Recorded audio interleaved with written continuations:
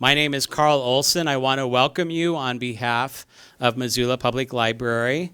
We're offering this first program of the Montana Festival of the Book, and we're excited to do it. It is made possible by the support of the Friends of Missoula Public Library. And I want to let you know that throughout the book festival, there are some other activities related to The Surrounded by Darcy McNichol, which is kind of the background of tonight's forum. And specifically, there is a community book discussion here at the library on Saturday at 1 o'clock. So how many folks have read The Surrounded? Okay, lots of you. So if you're looking for more opportunities to explore it, please come to that book discussion Saturday at 1 o'clock. The Montana Book Festival calendar has some other programs too, and I encourage you to pick one of those up or go online and see what other activities there are.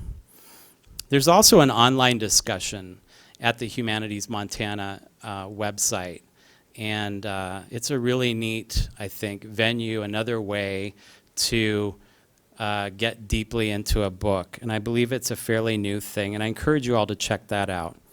I also want to bring your attention to one of the library's newest products, and that is an interactive literary map of the novel, The Surrounded.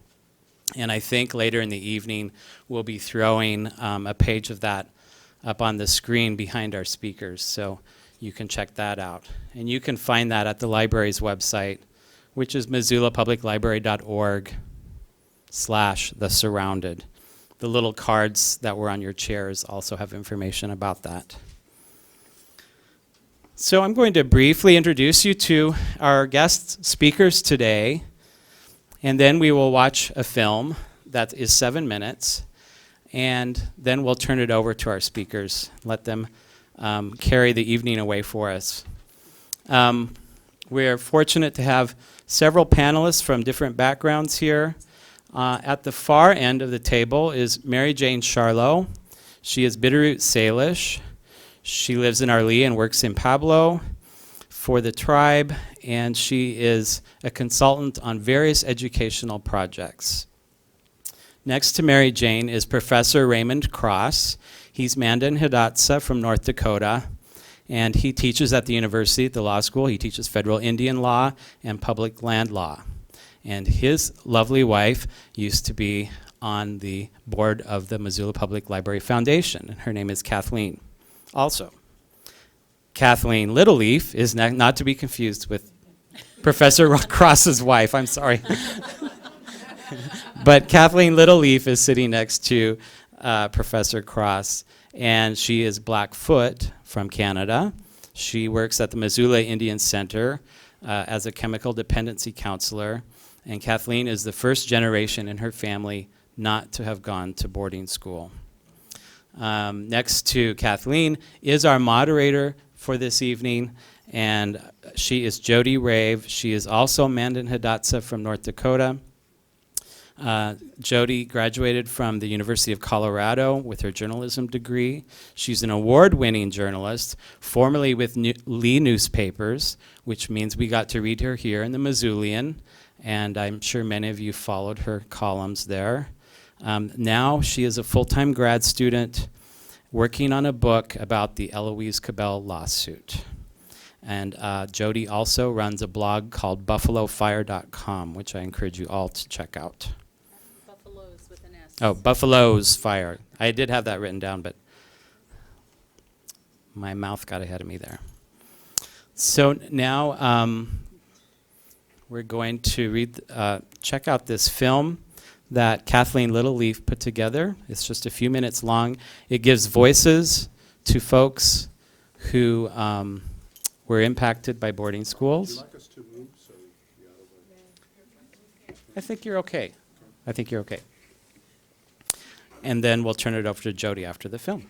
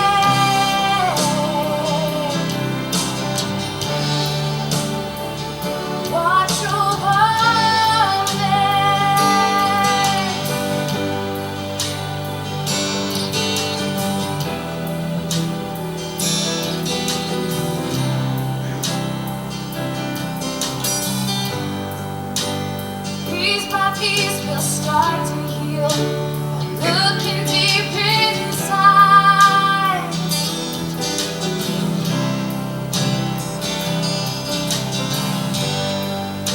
Stand behind who we are, feel like young with pride.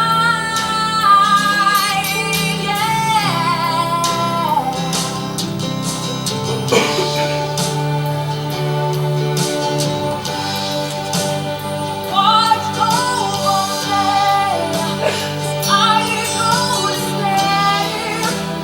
Let me see my mom and dad real soon. Fade in the sand, down by those trees. The land was alive. It was my school until the morning comes and the night has been set gray.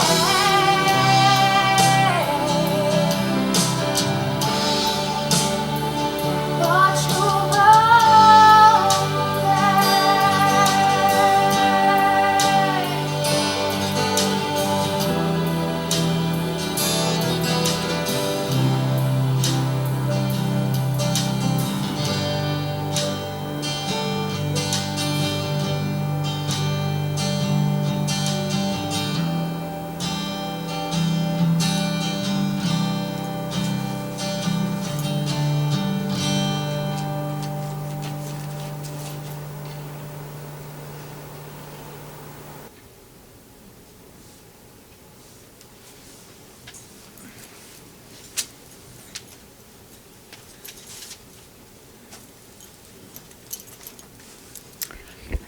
Good evening, and thank you, Kathleen, for that wonderful, wonderful video. First of all, let me just get this. I'm a little taller than Carl. Get that up. Thank you, everybody, for joining us here tonight, and thank you to the Missoula Public Library for giving us such a very rich topic to discuss. I kind of want to start off talking about Professor Cross. He's actually my law professor. I just had class with him today, and I get to see him twice a week. Just I gave her money to say nice things about him. so I'm going to take the next 15 minutes and do that. No. Professor Cross and I were just talking about boarding schools just briefly in class the other day. He and I both attended a speech on campus, I guess it was a few weeks ago already, with Charles Trimble, who's a journalist and was a former director of our executive director of the National Congress of American Indians. Some of you familiar with Darcy McNichol know that he was a co-founder of the National Congress of American Indians. But when Charles Trimble was at the university, he had a very lengthy discussion with the audience then about his own experiences in the boarding school, and this was the Red Cloud mission school on the Pine Ridge Reservation. And it was interesting because you had two very different stories from the one presented by Charles Trimble of his experience, which he said was overall good, versus Tim Gallego. I don't know if any of you are familiar with Tim Gallego, a very well-known journalist in Indian country, the founder of a paper now known as Indian Country Today, which is owned by the Oneida in New York. But anyway, Tim Gallego's story is very much different about the boarding schools, and him and Charles both went to the Red Cloud Mission School at the same time. So, you know, there's something that we should just keep in mind as we have this conversation tonight is just exactly what role did boarding schools play in people's lives? Because you do have two very different stories, and I'm sure there's a kind of a common ground here somewhere about the effects of boarding schools. So what I'd like to do right now is start off with, we'll start with Kathleen, and we'll have each of our panelists spend about 5 minutes and talk about their relationship to the boarding schools. So go ahead, Kathleen. Okay. I don't know if you can hear me. Can you hear me? All right. I have a low voice, so. Well, my story starts, was actually my mother's, my grandparents. I come from a long generation of residential schools, and I've introduced myself in the past and said that I was a descendant of the boarding school era. And I'm from Canada, in Alberta, and my parents, my mother attended the St. Paul's Residential School, and that was Anglican-run school. Her parents also attended the residential school, St. Paul's, so my grandfather and my mother attended the same residential school. My family, uncles, aunts, cousins, have all attended residential school. So for me, I'm the first person out of my family, out of my mother's family, never to have attended residential school. There was definitely lingering consequences to what happened with residential school. The idea was to assimilate, and to a certain degree, things, well, for example, I don't have my language today, which is the Blackfoot language.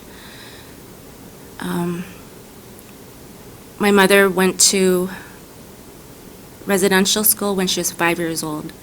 So I don't know if, I'm sure you have kids in your life who are at that age, and for her, she was dropped on, how she explained it was, she was dropped off on the steps of St. Paul's Residential School and left there from the age of 5 to 16. So she was raised in residential school. Her experience was hard. It wasn't like when I was being raised by her that she shared her story. I knew she attended residential school. I knew my grandfather attended the same residential school as well as his parents. So like I said, I have a history of residential schools in my family. She described her experience as one that left her very angry. And I never knew her whole story until I went back to school. I attended college, and I had an English class, and I was given the opportunity to write about whatever I felt that I would like to write about. So I thought, well, residential school, I can do that. And I thought, you know, I have all my family, my aunt, my uncle, my mom, I could interview them, and so that's what I did. I interviewed them. I put some questions together, and when I started to speak with my mom, it was really the first time that I had heard her true story, and it was a hard one. There were many hard punishments, you know, that's her memory.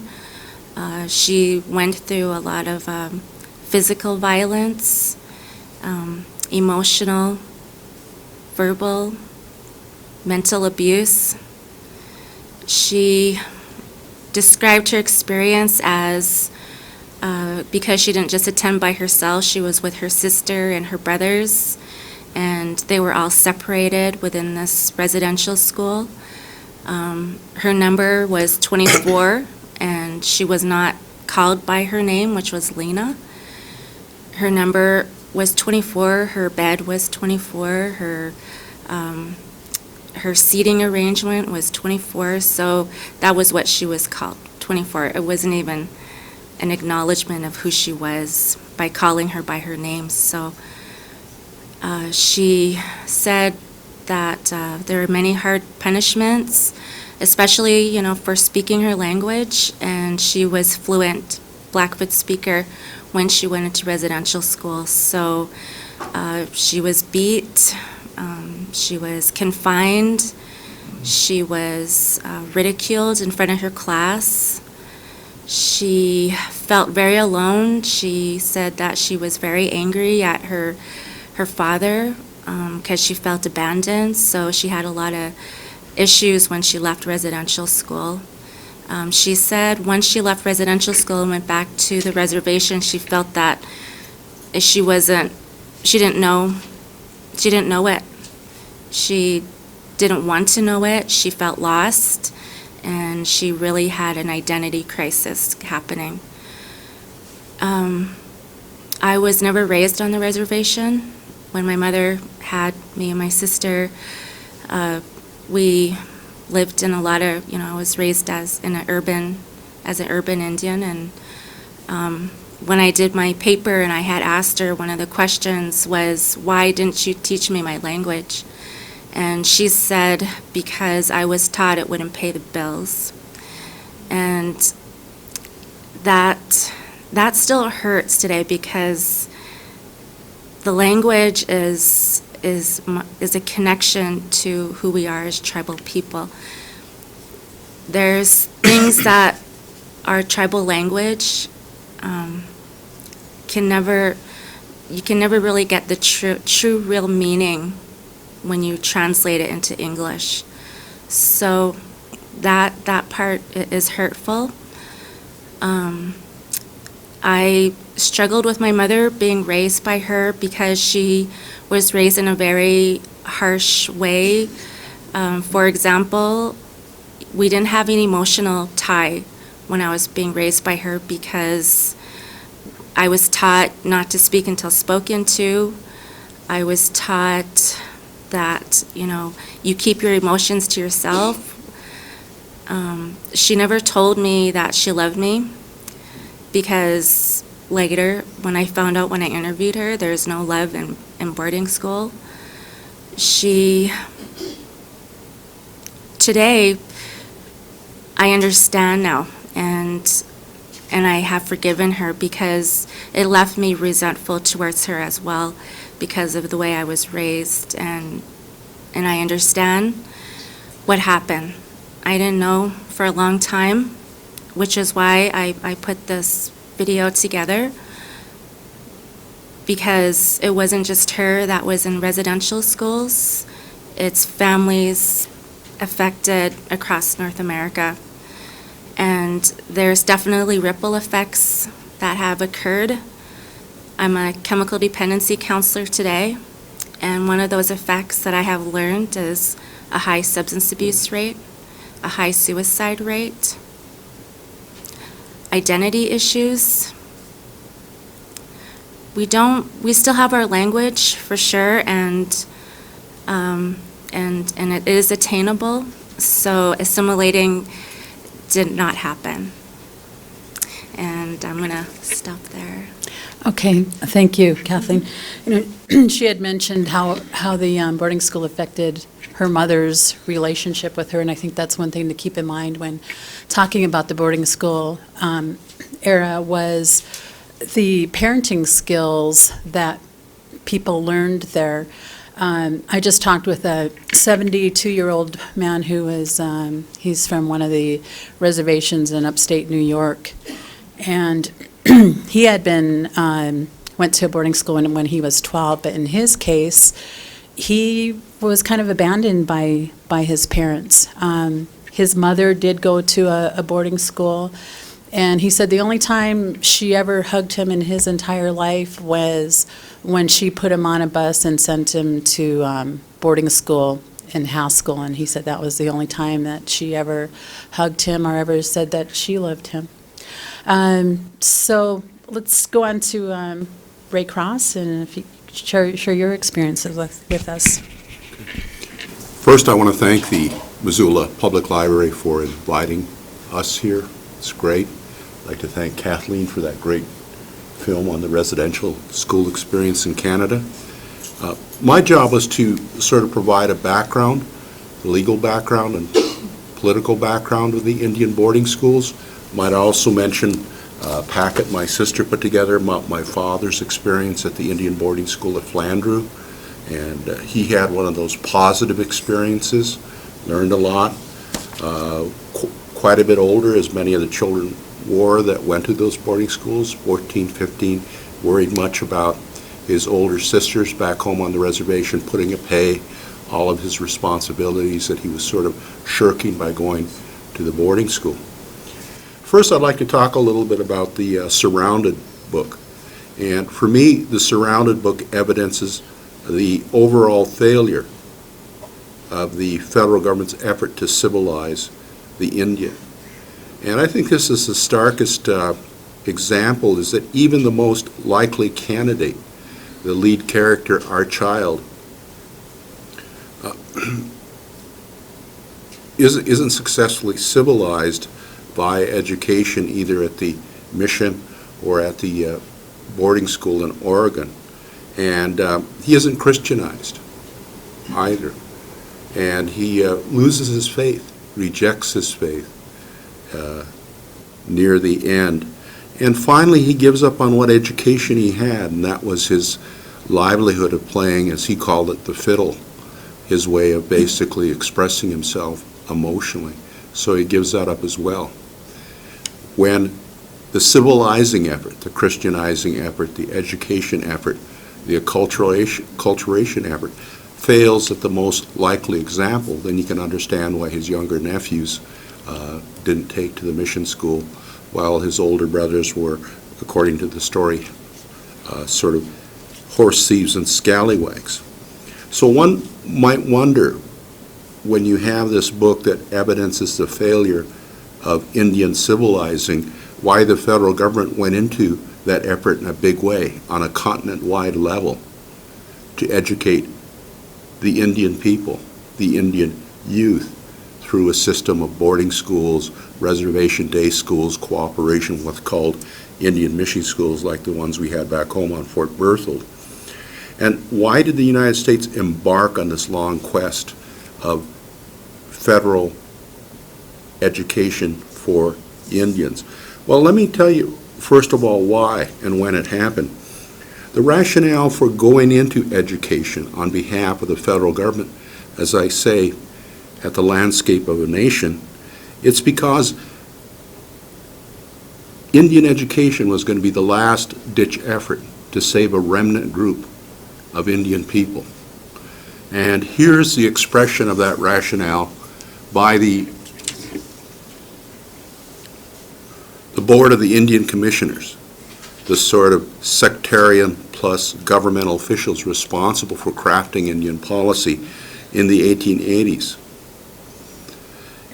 Indian education policy, according to the Board of Indian Commissioners, had to reflect the reality of the disappearance of the Indian way of life in 20 years' time. Here's a direct quote. "If anything in the world is certain, it is that the red man's civilization will disappear before the white man's civilization. Because of the two, it is inferior. The Indian problem, in its fundamental aspects, is then, must the red man disappear with his civilization?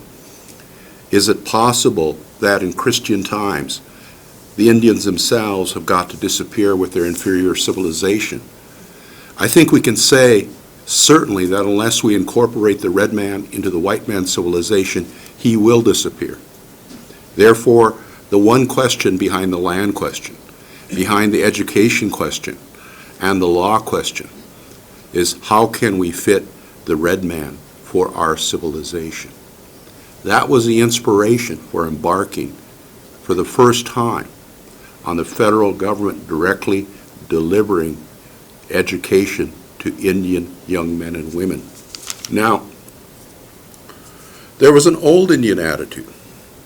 There was an older Indian attitude towards Indian education. And this was the expression, sort of implicit in the surrounding, implicit both at the beginning and at the end, with the downfall of Archilde in the book. Here's how the Osage chief and leader, Big Soldier, spoke to George C. Sibley, the Indian agent at Fort Osage in 1820. Here's what he says to their offer of civilization. as the white man saw it. I see and admire your manner of living, your good warm houses, your extensive fields of corn, your gardens, your cows, oxen, workhorses, wagons, and 1,000 machines that I do not know the use of. I see that you're able to clothe yourself even from weeds and grass. In short, you can do almost anything you choose. You whites possess the power of subduing almost every animal to your use. You are surrounded by slaves. Everything about you is in chains, and you are slaves yourself. I fear if I should exchange my pursuit for yours, I too should become a slave. Talk to my sons, perhaps they may be persuaded to adopt your fashions, or at least recommend them to their sons. But for myself, I was born free, was raised free, and wish to die free. So that's one attitude towards this offer of civilization in exchange for Indian lands, in exchange for an Indian way of life. Now, there are other attitudes, just like my father, Martin Thomas Old Dog, benefited greatly in his mind from his Flandreau Indian school education. There were other Indians much earlier, so that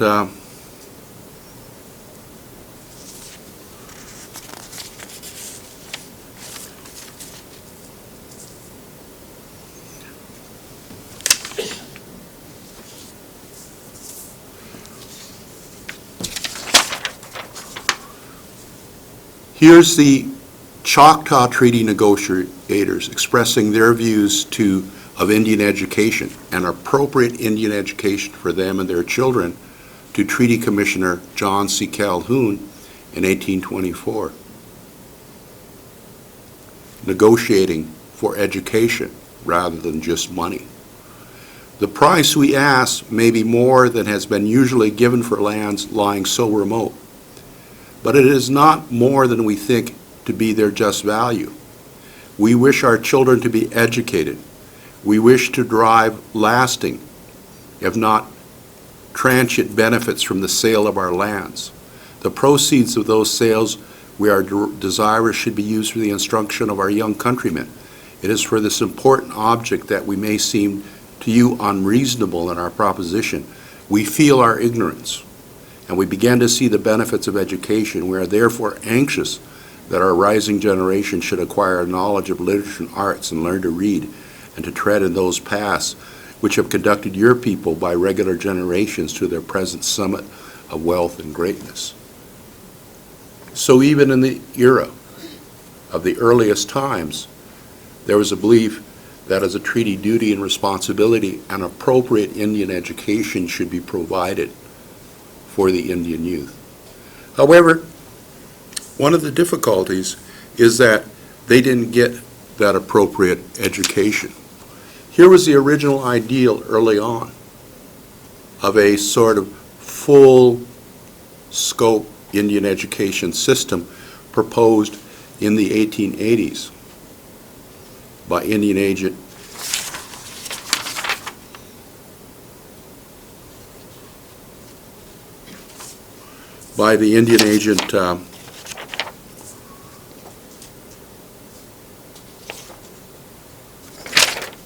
in that regard.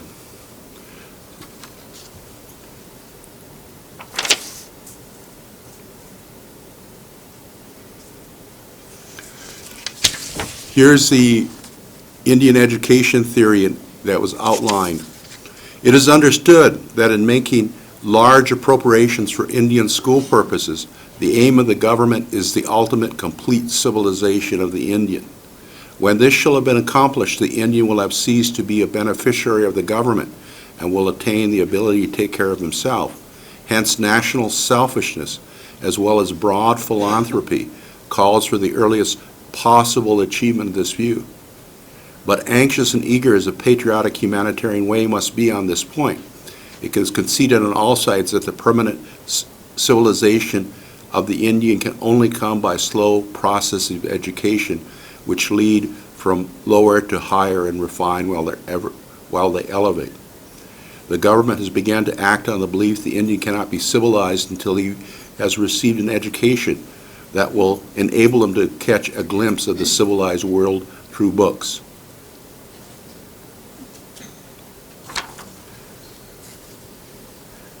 Now, with these broad ideas of Indian education as a leading tool of civilization and as a both legal and moral responsibility of the federal government to achieve this Indian education, what happened? Why didn't it succeed? Well,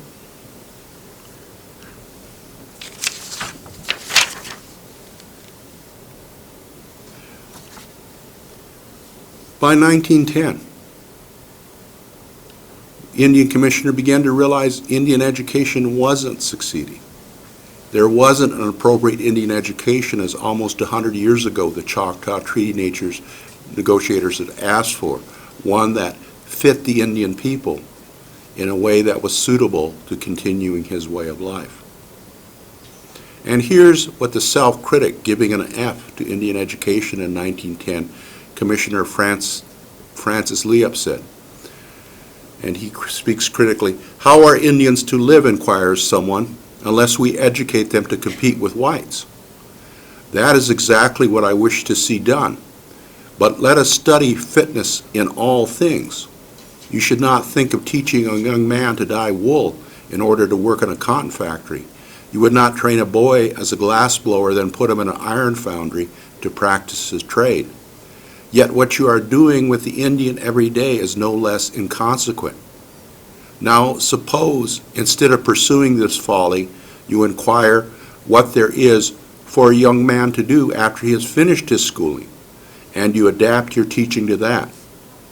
You may not make so brave a showing in your paper statistics of Indian educational progress, but you will make a big difference for the better with the Indian himself, and that is of more importance." So this self-realization that this, by that time, 40-year-old effort to educate the Indian through federal effort and instruction began to realize the failure. So what happened in this gap between 1910 and the 1930s? It's when began to realize that the Bureau of Indian Affairs, the federal government, wasn't equipped to do and succeed in Indian education. 1934, the federal government made the decision to give up, wash its hands of Indian education, turn over all these many thousands of young Indian students to state administration. 1934, Congress enacted the Johnson-O'Malley Act, the main financial means for contracting with local schools, states, universities for Indian education.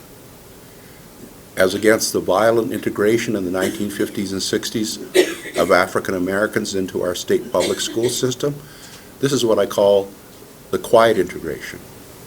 Thousands of Indian school children transferred via contract and financial incentives from the federal to the state systems. There still remains a scattering of federal boarding schools, federal schools, but they're used in a different way than they were historically. Today, when you look at the future of Indian education, you're looking at the Indians in a new schoolhouse, the Indians in the public school system, K-12 here in Montana.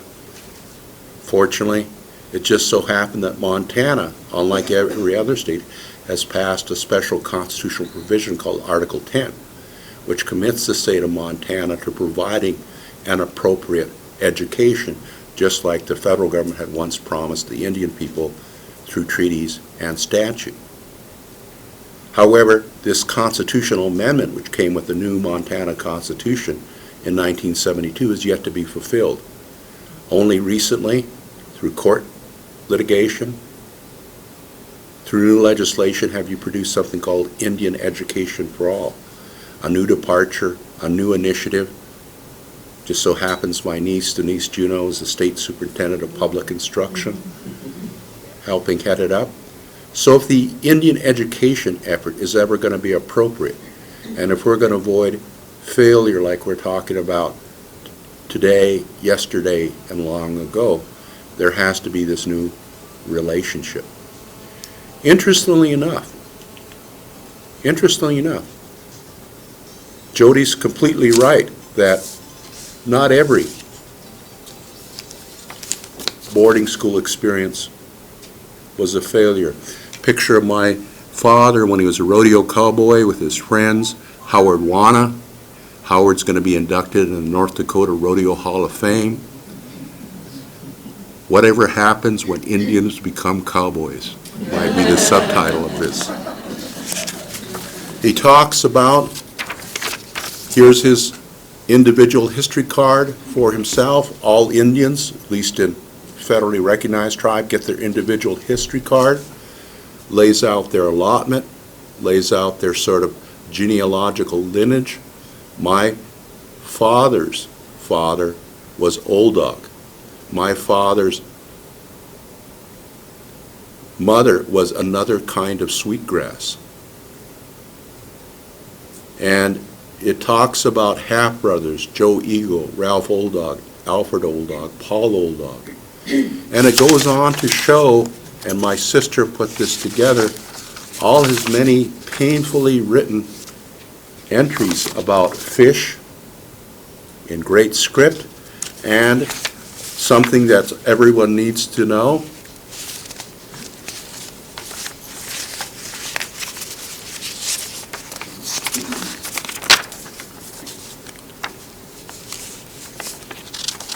How to measure wind and weather, and how to read a kilowatt-hour dial.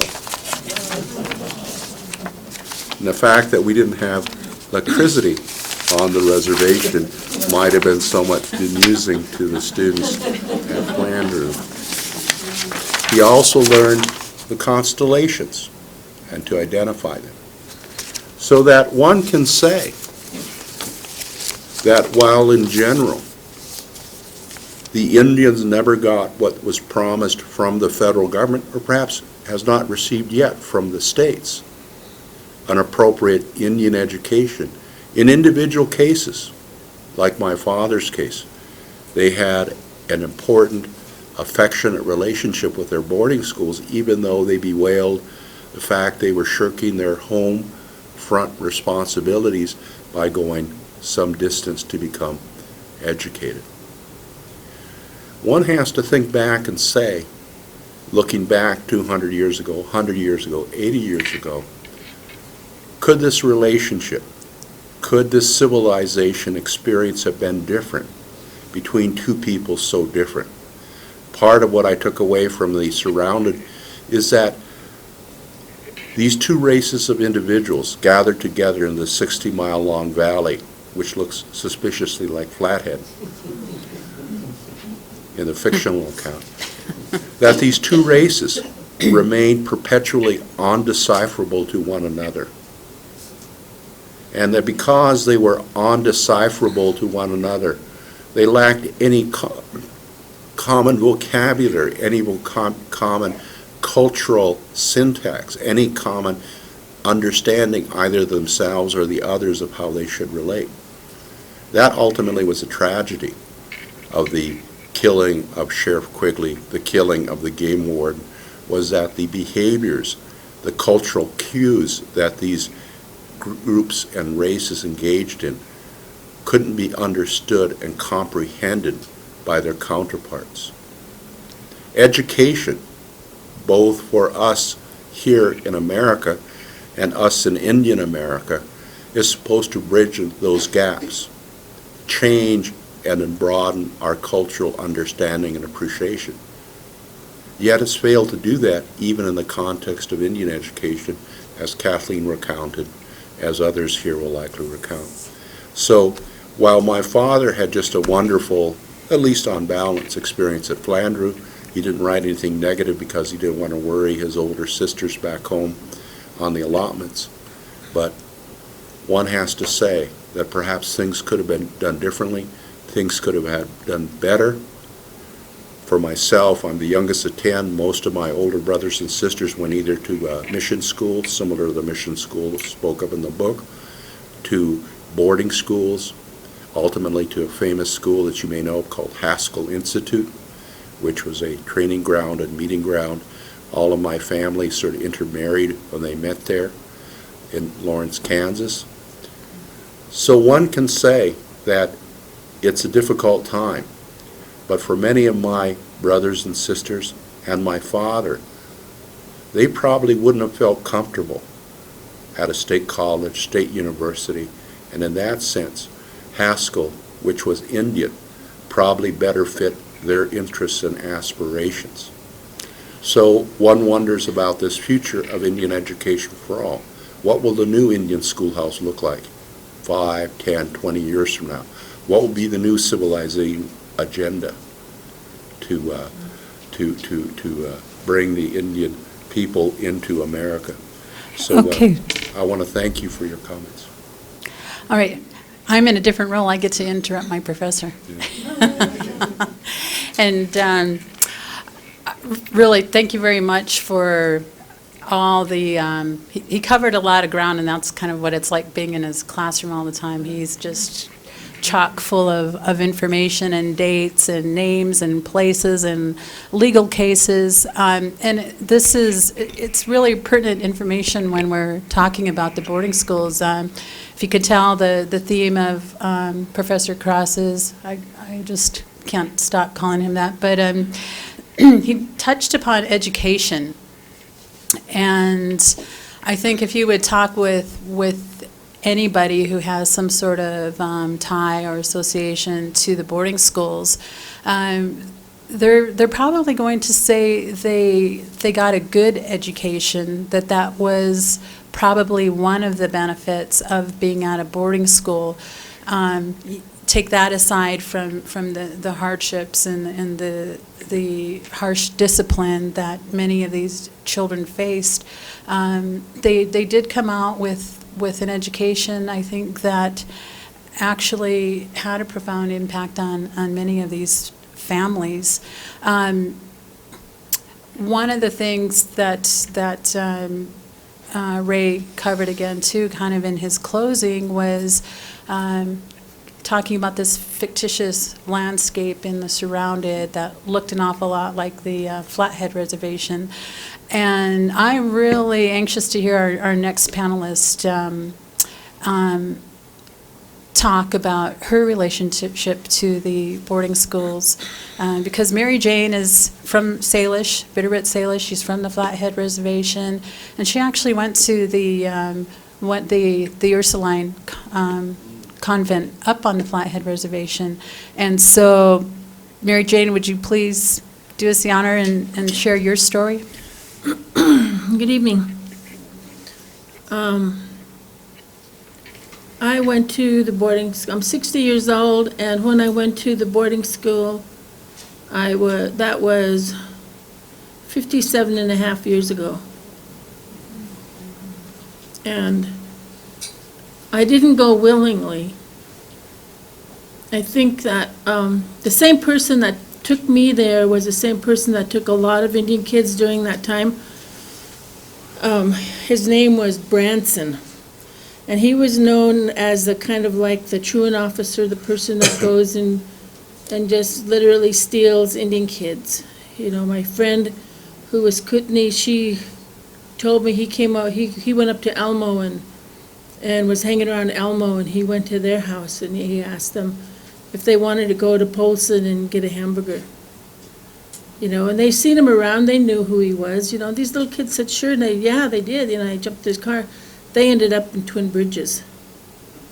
You know, but how I got taken there, you know, this is during a time when my mother, her name was Susette Ehak. Susette is Josephine is Salish for Josephine. She was raised by old people, the Haluks, and she was raised in a way where Salish was her first language. Every spring, they came back down from the mountains. They lived up there in the winter, and they trapped. So she she knew her culture very well, and I had other brothers and sisters, but they all passed away, and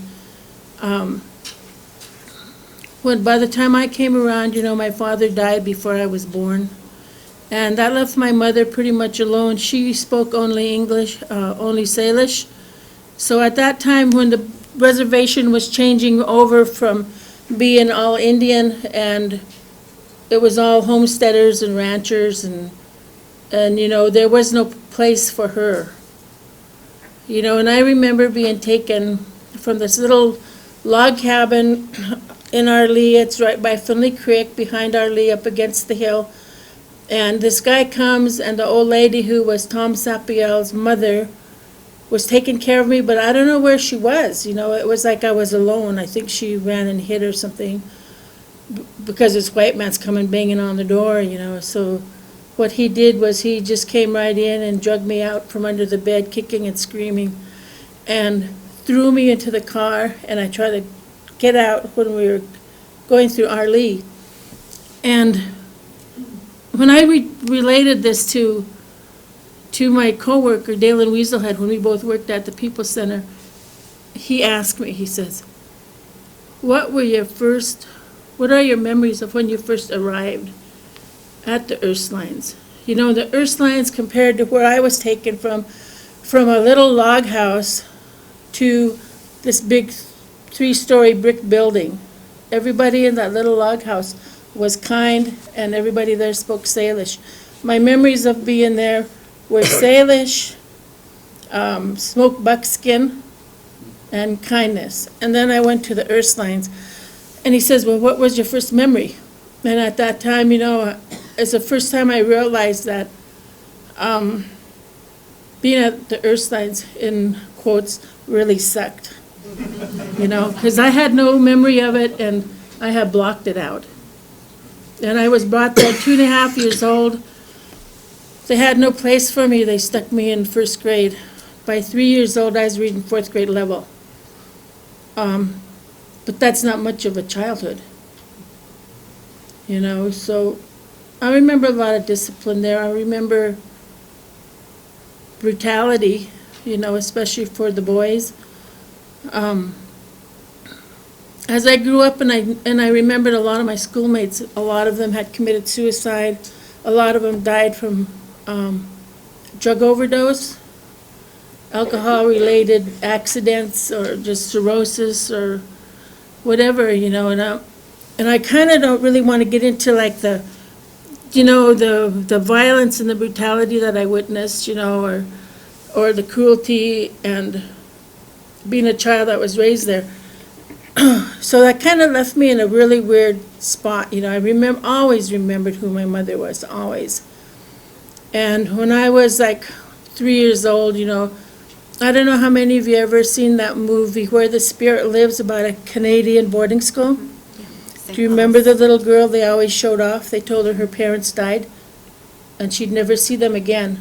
So being a child, resiliency, she adjusted to that life, and she did her best, and she was the one little kid that when they would have people that would donors out for the schools, they would parade her in front of them, and she would sing or read or whatever for them. Well, I was that little kid, 3.5 years old. I could recite the whole night before Christmas. I was like, this amazing child. Look what we did. All little Indian kids can be like this. But it didn't come. It wasn't easy. I remember people. There was a really wonderful. I didn't remember them exactly, but I remembered a place where I was real happy, standing in a doorway with sun shining in and flowers, and it was like a happy thing. And I thought it was just this messed up little thing. Maybe I made it up or created it to cope with what my life really was, And what it turned out to be was when I was all fully grown, and my kids were, they were all getting up there about like 20s and stuff, and my youngest one I think was 14. That great big old 100-year anniversary powwow in Archilde just got finished. And I had really bad sinus headache from that from the dust, 'cause I was worked in tourism, and I was like out there all the time. And my son was living there. He had to move out of housing, and then my daughter with her 2 kids, and then my 14-year-old, and we're in my little 2-bedroom house in Archilde, and the kids were fighting, and my daughter was trying to yell out over, talking to my son, and then all of a sudden there's a knock at the door, and there's this white couple, little old lady and little old man, white hair, and she had the bun, and they looked so sweet, but, and I answered that door, and I looked, and I thought, oh, church people, And she related to me later. She says when she seen the look on my face, she knew she better start talking fast. But they were a couple that used to come and get me from the Ursulines on a weekend and take me. And they would take me shopping, and the only thing I ever wanted was books, And so what happened after that, I was adopted, and I was adopted by the Charlos. And I never felt like I ever fit there, ever. I remembered who my mother was, and I knew where, I just knew different. And I didn't really have a place there. My youngest sister was 8 years older than me. She was still the baby when I moved in there. And I was like, I'll tell you one thing about going to boarding school. You can go to boarding school, you can get all educated and everything, but when you go home, you're a stranger because you don't know what they're talking about. You didn't have the experiences with them. You're an outsider. So what happened there was I got adopted, and I went to Frenchtown for 1st grade. I hated it. I was always a little Indian kid. Frenchtown is pretty much the same way as it is now. And then I learned something really strange about Frenchtown doing this research on this project that I'm working for, which is a historical photo exhibit, the history of the reservation and historical photos right now. I found about the Demers, and then I found out, I went to school at Frenchtown. All those people have French names, and they come from French Canadians. And most of them married into the tribe. They're married to Indians. And all those people there with the French names were part Indian, and I was going to school there. I had no clue, they made me feel like I was like I don't know what, they didn't like me though, and I didn't like them. So when it comes to that point, I never really got civilized. I didn't. You meet my children and you'll understand, I didn't get civilized. My niece is sitting over there, she can tell you, ask me something, if I know how to do it, I do, Indian, that's me total. So all that stuff, I graduated from the university and with an art degree. Right now what I do is consultation for schools. I'm asked to just come to schools, talk about whatever, or do some kind of cultural things, and whatever they did to me in that boarding school just made me stronger. I was talking to another Kootenai girl who went to Ursulines with me, and we were talking to students at the Big Sky Science Initiative. I don't know if any of you heard about that, but it's a organization where they work with reservation teachers, Missoula teachers, university teachers, and MSU teachers, and they're working on how to make better science teachers and doing it with Indian culture. And but this other consultant with me, we were talking to these teachers, and they asked us about our culture and the boarding schools, and we both agreed it made us stronger. Because that was a little bit of us that we hung on to. And now we both do the same thing. We're teaching it. And as far as my being a Catholic, I'm a Catholic when it comes to weddings and funerals. That's it. I learned the Salish hymns and Salish prayers, Catholic prayers and stuff, but I've only done it to help my people when they really, really are in need. But other than that, I'm not a Catholic. I will tell you that. And then they say, well, are you Catholic? I goes, are you Christian? And I goes, well, I was indoctrinated at an early age. And I was told I was a Christian from the time I was a baby. Oh, you're a Catholic, And then I find out as I grew older, what the Catholic Church did to indigenous people all over the world, the doctrine of discovery. They're not Christian, they have no right to own land or anything. That's We- how Columbus they got their money to come to the United States. They promised the Pope they would convert us. They got funded, you know. Mary, Oh, and Mary it's like Jane. Okay, we're getting into doctrine of discovery, which could take Professor Cross on an hour-long talk on that subject alone. No thanks. Tell them. No thanks. You know, like I said, it's already 8:00, and our panelists have done an excellent job on covering a lot of rich topics. I think Mary Jane brought up a real interesting point about even though she was indoctrinated at a very early age into the Catholic Church, it probably had a negative effect on her because she is not really a practicing Catholic today. And I can say that my own family, all my aunts and uncles went to Catholic boarding schools. One thing to keep in mind that you kind of had you had a spectrum of the boarding schools. You had the ones run by priests and nuns, or the Christian boarding schools versus the BIA boarding schools. And I've talked with people who've said that the Christian boarding schools were much more difficult for Native students to participate in. My aunt, too, she was 5 years old when she was sent to the Catholic boarding schools down in South Dakota, and my mom went down there, too, at a later age. But, again, very different experiences. And I won't go into all of the details on that, but one thing to keep in mind is that, yes, some of these boarding schools are actually still operating today. My niece, who's 16, just left a month ago, and she's actually attending school out at Chemawa in Oregon. And again, this is the same school that Darcy McNichol was sent to when he was a young man. Again, time is the clock's ticking here. It's 8:00, but what we would like to do is really take a few questions from the audience. If anyone wants to share their thoughts or experiences about boarding schools, or if you have a question for one of the panelists, we can take a little bit of time right now and open it up to the audience.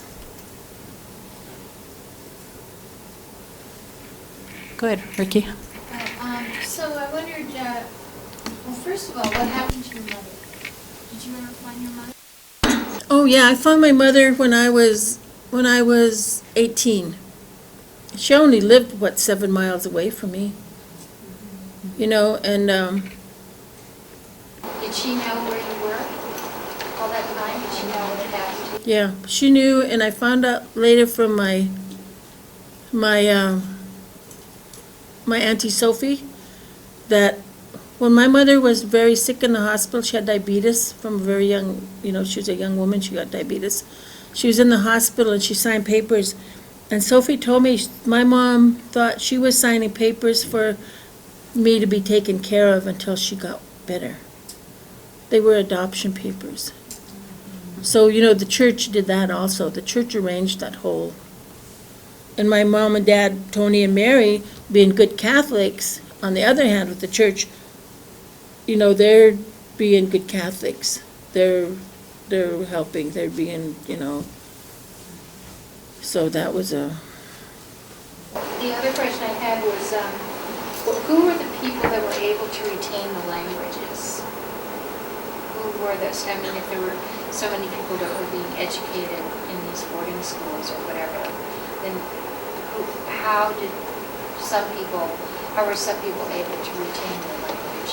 Well, my mother is a fluent Blackfoot speaker still today, as well as her family members, her brothers, sister, cousins. So the Blackfoot language is still pretty strong and predominant on my reservation back home in Canada. But there's some of us definitely like me who don't have the language. So she said despite the fact of how she tried to the language being beat from her. She said it was there, and it wasn't going to go away. Yeah. I think on our language, on our reservation, our language, well, I'll just give you these statistics. On our reservation, our total reservation is around 27,000. Okay, around 17 to 20% are Indians, and less than that's tribal members. And all the kids that went to public school, that's the same thing, that there was a lot of racism. They were not allowed. Louis Adams, one of our elders, says, it wasn't just the boarding schools that made you speak English, it was also the public schools. They weren't allowed to speak their language in public schools either. No Indians were allowed to speak their languages. They wanted them to all speak English and think that way too. I think many people are probably aware, maybe you're not, of the effects. And that was a good question, Ricky, about the effect on the language. I think overall it was just it proved to be a real destruction of tribal languages. My mother-in-law was taken by the Mormons. She was a Navajo, and she didn't speak anything except Navajo up until she was 11 years old, and she was forcibly taken and sent to, she went to, Intermountain? That was the Mormon boarding school in South Dakota, or down in Utah. And she went there, and she said, at 11 years old, if you can imagine what it's like trying to learn a new language, because by then, your best years of learning a new language are already long gone. So she really, really struggled trying to learn Navajo, and she said it was the most humiliating experience that she ever, as an 11-year-old, that she had to go through, because she said it was so hard to convert from Navajo to English. And so even though she's a fluent speaker, and this is just, one generation, this is my husband's mother, she remained a fluent speaker. The language was not stripped from her, even though she was, forced not to use it. She still speaks Navajo all the time. My husband's father is also a fluent Navajo speaker. He's the oldest of 8 children, and of all those 8 kids, none of them are fluent speakers today. That's just one of the effects of the boarding schools. A real horrendous effect of the boarding schools on Native culture. Does anybody else have a question? Go ahead. I heard Dr. Cross, as you were reading some of the policies that were underlying these systems. Did any of you get a sense of the sort of the motives of the actual of the teachers or the people who were setting up the system? Had they gone to similar schools themselves? Did they think that this was the right way to run a school? Did you ever get any sense of what the personal motives? Well, you have to remember that the first phase of Indian education was non-federal. It was sectarian education through a variety of Indian mission schools, and in fact the federal government turned over Indian policy to the churches during the Grant Peace policy in the Plains, at least. And that's when the Christian plus the school was put together. And it's an interesting idea was that there was an effort to sort of, perhaps in the new language of education, work with the whole person.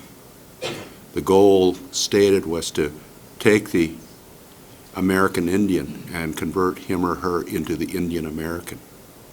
So one wonders in terms of whether it was the churches delivering the education and some would say indoctrination, whether that's much different from what the federal government sought to do.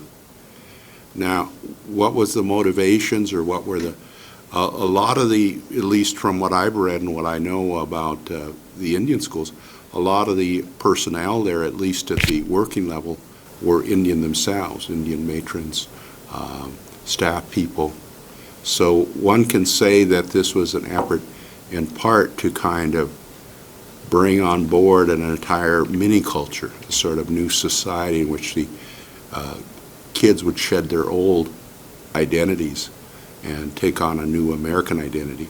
Whatever that American identity looked like was sort of, one might say, a composite of the 3 R's, a composite of life skills, a composite of vocational training, a composite of all these skills which would produce the new Indian person. And whether it was successful or not depends, I suppose, on what you mean by success. I think just, yeah, in the interest of time, we'll take maybe a couple more questions. And as long as the questions keep coming, I guess we can keep talking too. So go ahead. Well, thank you for coming tonight. I was interested in your opinions on what level the boarding schools contributed to the domestic violence and overall levels of other violence on the reservations today. You guys can think about that, and I think maybe even Geeta Swaney might be able to answer that question. If not, that's fine. We can come back up here to the panel. Okay, I think she's going to not say anything. The level of violence that rippled out of the boarding school era is definitely one of those rippling effects. You know, it's contributed to the breakdown of a family. It contributed to the lack of the parenting skills. From what I was shown by Joseph Stone, he described 2 types of boarding schools. One was a military-style boarding school, and the other was a church-run boarding school. And when he spoke about the military-style boarding school, it was, you know, very physical, you know, a lot of, I guess how I thought of it was boot camp, you know. It was harsh, and there was definitely physical, the introduction to physical violence, you know.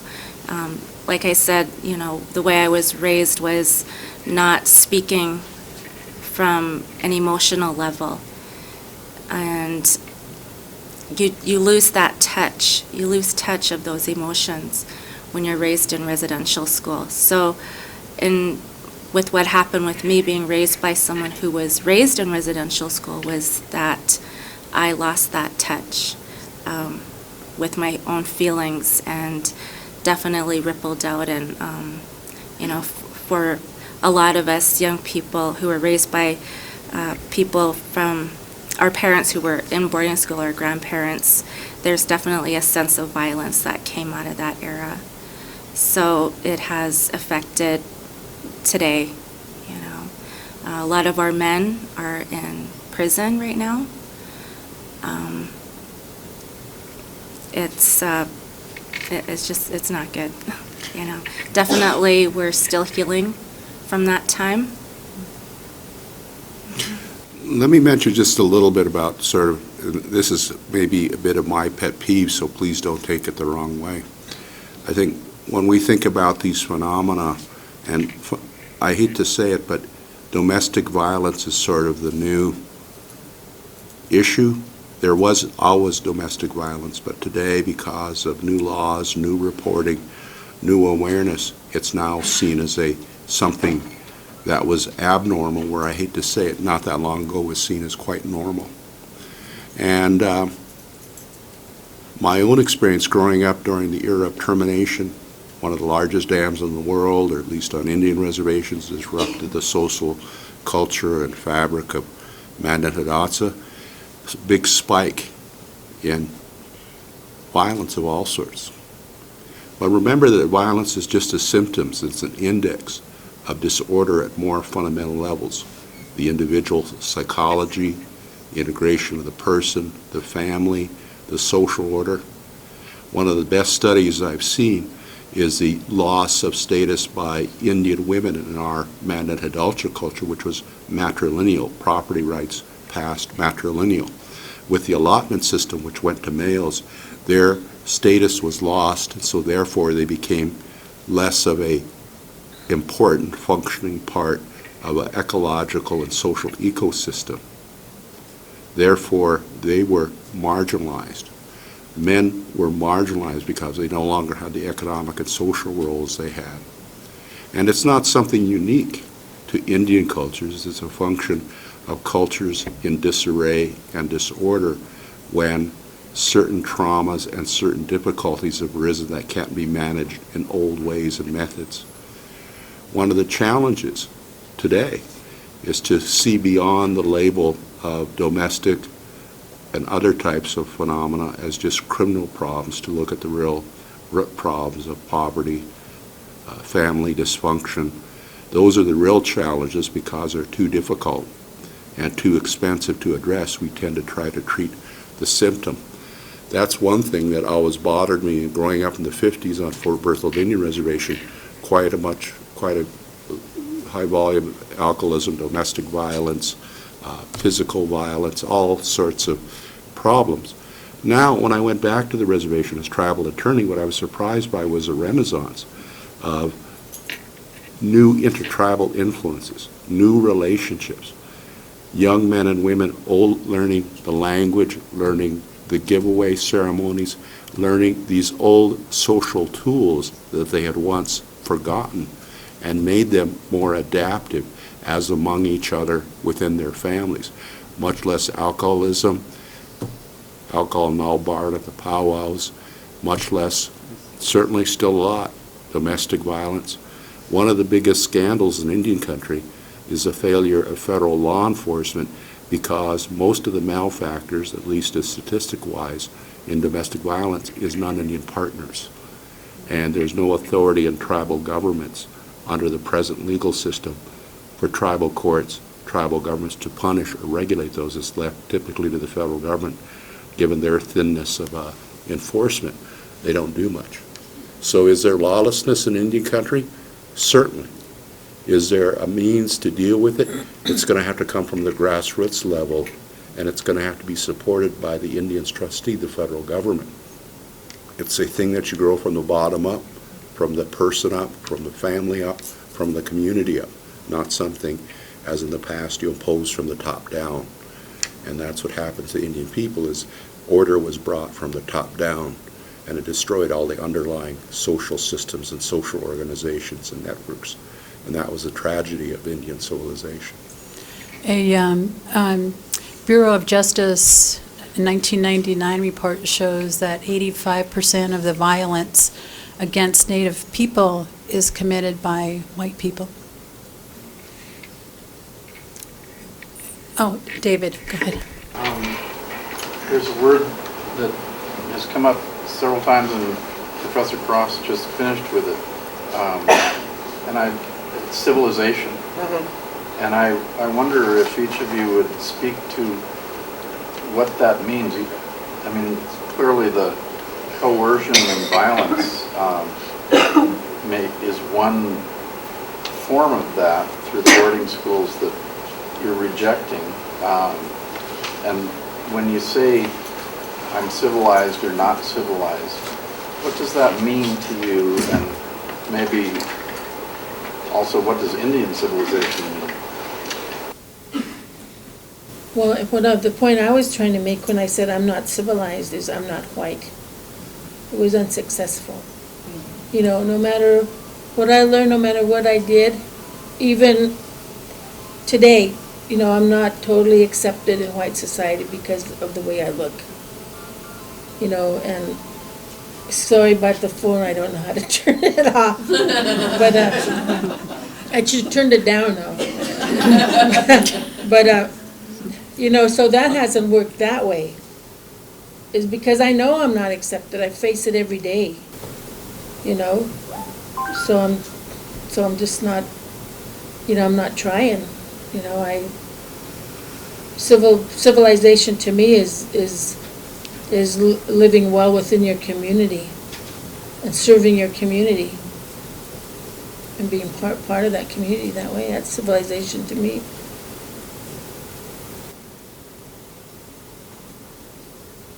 Does our other panelists have thoughts on that? Well, I mentioned when I had spoke earlier that assimilation didn't work. I guess the one positive, thing for sure that my parents taught me, although their experiences in the residential school, was that education is important.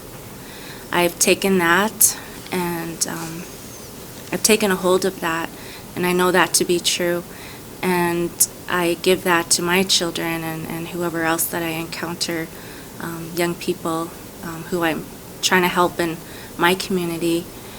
And part of me being part of my community today means going back to my roots. It means understanding and learning my culture because I didn't have opportunity as a young person. Doing my best to learn what it means to be a Blackfoot woman because I lacked that identity for a long time. And supporting my community, which is why, I'm here speaking of and telling the story of what occurred, so. What I took away from the Darcy McNichol book, The Surrounded, was at the base, there's not any real distinction between Indian civilization and non-Indian civilization, that the same positive impulses lead people to join together, form families, form communities. But those particular organizations and those unique arrangements have to be respected. One flaw in the Indian civilizing strategy of the United States was they were going to rebuild everything from the ground floor up, starting with property rights, transitioning Indians to being farmers and ranchers, changing literally the historic and traditional relationships. I think that's not civilization so much as a sort of arrogance. And I think that's the difficulty with whenever we look at people that may be seen in our judgment as different, is that we tend to put these lenses on or glasses on that puts them in a light that's different from us. And it's like Gandhi said when he was asked about Christians, he said, well, I love Jesus, but I don't like Christians.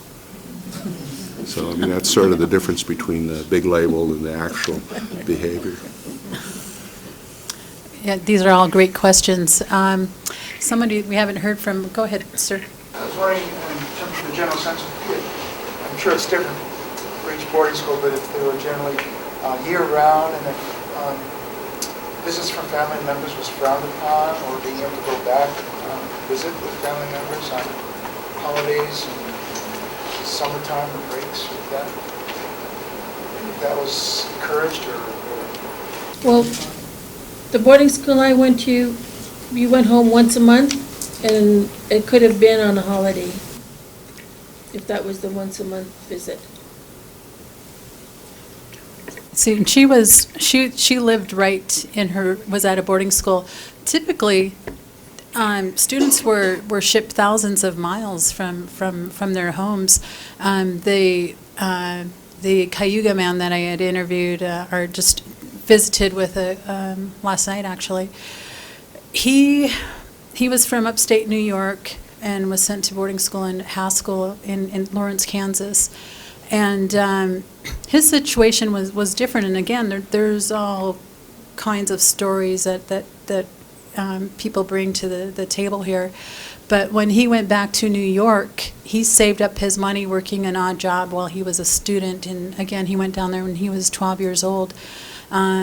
He saved up money while he was working as just a little guy down there, and caught a bus, went back to see his family in New York, and he said his mother's reaction when he got back there, like during the Christmas break, was, "Where are you going to stay?" And he said, "I took that as to mean that, I wasn't wanted." And remember, this young man was abandoned, and one thing that he actually raised the question last night. He asked where were our parents. He said, "I wasn't the only abandoned young man on my reservation." He said there was a whole group of us that were sleeping under the Peace Bridge by Niagara Falls, and going from one relative's home to the other, and his daughter calls them throwaway kids. Nobody wanted them. So he said the boarding school was actually the best thing that happened to him, because he was able to get 3 meals a day. He was assured of a place to sleep at night. And for him, and I've heard this story before, that boarding school was a year-round thing for him, because he did not have a family or a home to go to. His relatives weren't there for him, so he stayed there year-round. He worked in the summer. So again, just another experience from the boarding schools. You have to realize the function and role of federal Indian boarding schools changed over time. By the time I was growing up in the 50s on Fort Berthold, the role of the boarding school was no longer as a lead educational tool. It was a backup tool. A lot of the Indian kids who were my friends and classmates disappeared in the 6th, 7th, and 8th grade, and that's particularly the time when adolescents transcend into puberty, and they became troublesome kids, and the solution of the school districts was to send them to boarding schools. So it became a safety valve for kids that were too wild of Indians. I was in the minds of some of the teachers, at least the good Indian. So I was able to fit in and adapt scholastically. Now, whether that's good or bad, that's just another strategy, right? And what has happened is that you'd see the school buses from the various boarding schools or the Indian mission schools show up, and I'd see little Indian kids, maybe 6, 7, 8 years old, crying by themselves, dragging their suitcase up to catch the bus. That was their life and their future. I mean, you can't really comprehend this. I mean, it's hard when you look from the outside and try to say, this was good, this was bad. It just says more about yourself than about the objective situation. So it's very difficult, I think, for folks to come back and try to look back, whether it's in the 1950s when I was growing up on Fort Berthold, or earlier, to say, gee, how could the United States, the federal government, have done this to folks that were part of their own community? I mean, it happens all the time, I hate to tell you. We just went down to a conference and on Japanese internment. This was in the 40s and 50s when loyal American-born Japanese people were rounded up, lands confiscated, put into what would pass for, you couldn't tell the difference, concentration camps in many parts of the West, including Fort Missoula. So one might say that this is like a one type of history that's never to be repeated. And I think Indian people, myself included, feel put upon sometimes by history. But you have to realize that the arc of civilization isn't kind to very many people. Not very many people can ride at the top of that crest and become the most successfully and highly civilized people in the world. So many are called and none are chosen. On that note, I think that's a good place for us to wrap everything up here. What we're going to do is we'll acknowledge our speakers, give them a hand, and then for the sake of time and people's schedules, we'll end officially the panel, but everybody is certainly welcome to continue talking with the panelists as long as they're willing to stick around and ask some questions. So thank you.